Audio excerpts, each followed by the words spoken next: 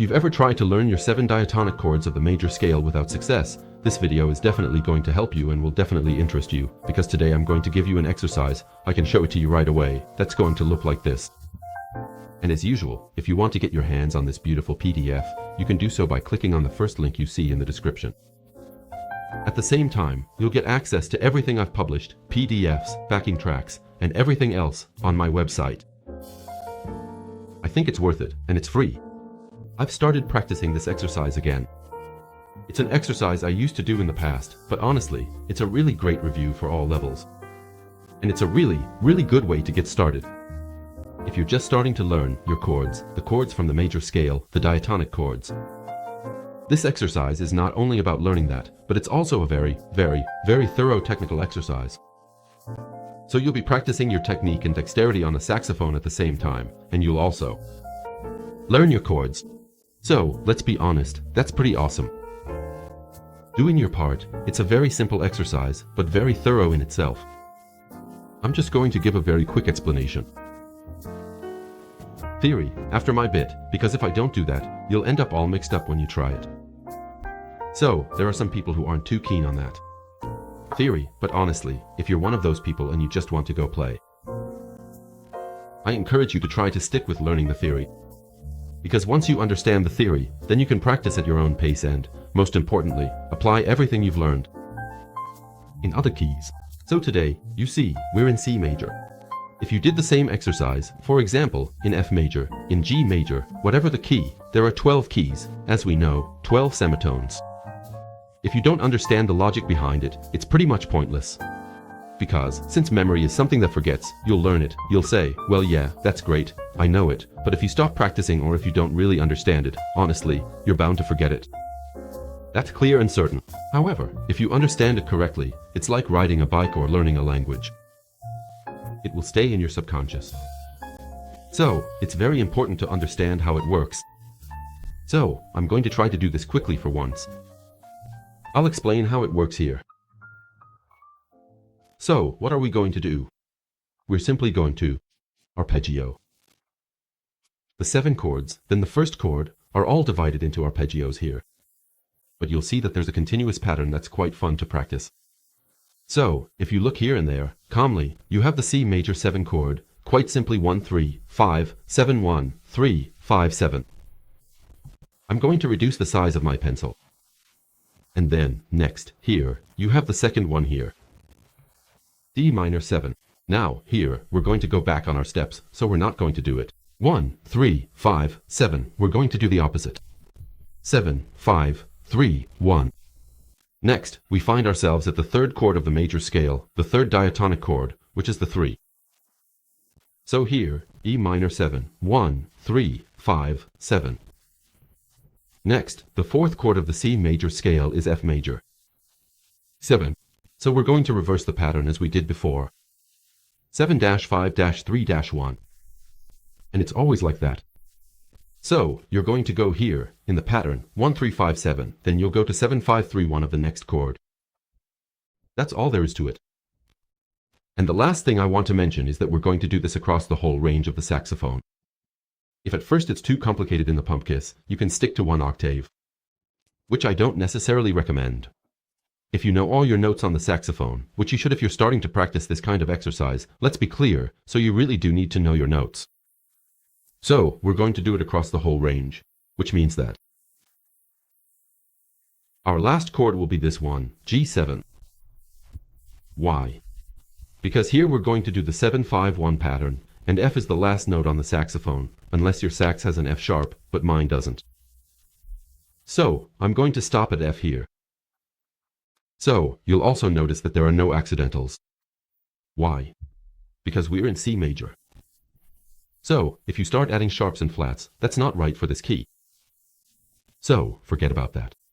These are only the diatonic chords. Diatonic means within a key. So, those are all your chords. You actually have 7 of them. 1 2 3 4 5 6 7. Then, we start over.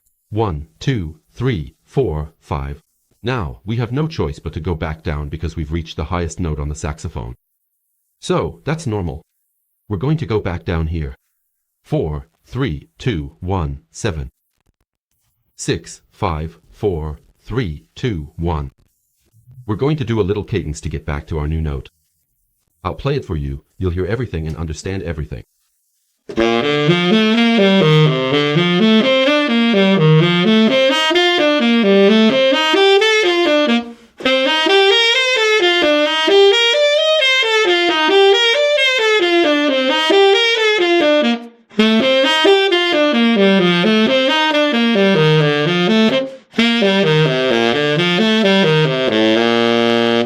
Alright, so you notice that I stopped there, sometimes.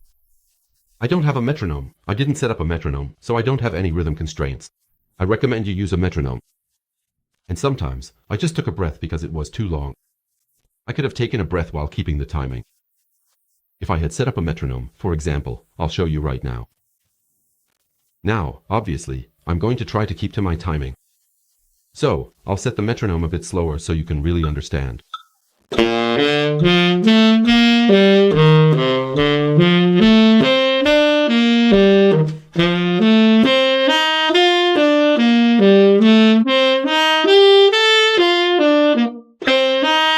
Alright, okay, you get the idea.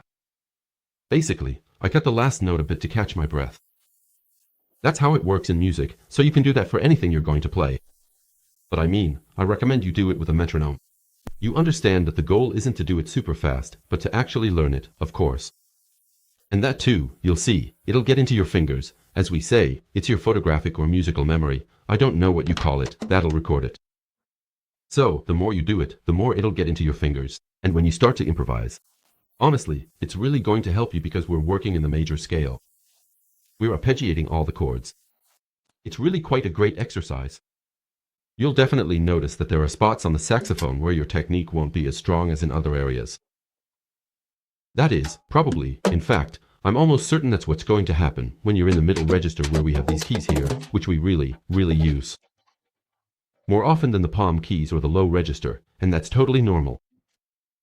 So, that means if you haven't been playing for very long, your technique with the palm keys and in the low register is probably a bit less on point, you could say.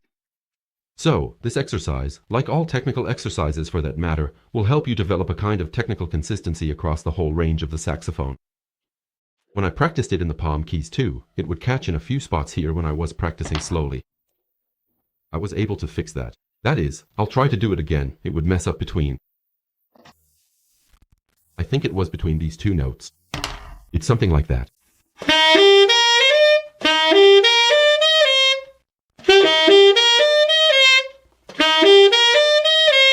Now, you see, I'm doing it on purpose here. That's how it should sound.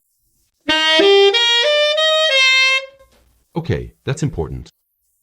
For me, it was between F and D, it would go pi-bri pi-bri.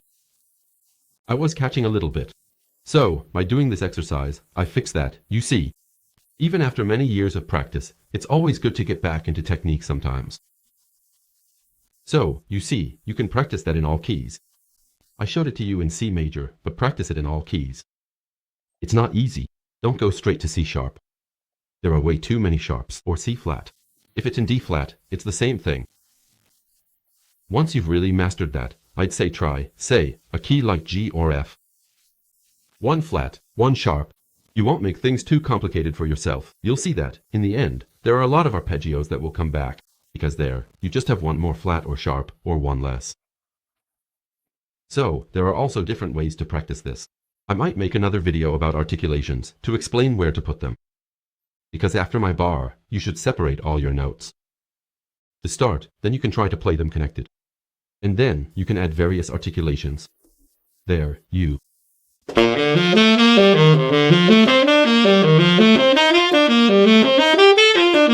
See, I'm doing. Okay. That's more advanced. I actually just did a course on that, about articulations. If that's a topic you're interested in, you can find it on my website. Alright, I'll let you practice that, and we'll see each other in the next video. Bye.